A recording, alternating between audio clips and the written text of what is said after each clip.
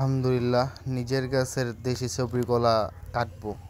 ঘাড়াটা পেকে গেছে, তো কালকে একটা কলা বাদুড়ে খেয়ে ফেলেছে। আজকে ভাবলাম ঘাড়াটা কেটে ফেলি, আপনাদেরকে দেখাবো। দেখেন, কলাগুলো মাশাআল্লাহ দিলে অনেক ভালো ছিল।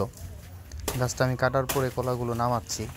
তো সহজ পদ্ধতি যেটাকে বলে, এভাবে নামাইলে মূলত কলাগুলো ভালোভাবে নামানো যায়। এই যে দেখেন, কলা রং ধরে গেছে। 4-5টা কলায় মূলত রং ধরে গেছে, একটা কলা বাদুড়ে খেয়ে গেছে। যাই হোক, সমস্যা নাই।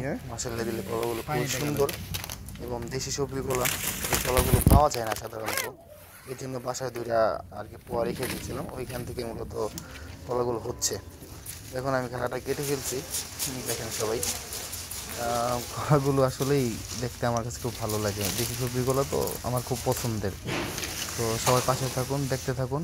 এই যে দেখুন, অসাধারণ অসাধারণ, মাশাআল্লাহ খুবই সুন্দর। একটা কলা যদিও বাদুড় খেয়ে ফেলছে, তারপরে কলাগুলো সুন্দর ছিল।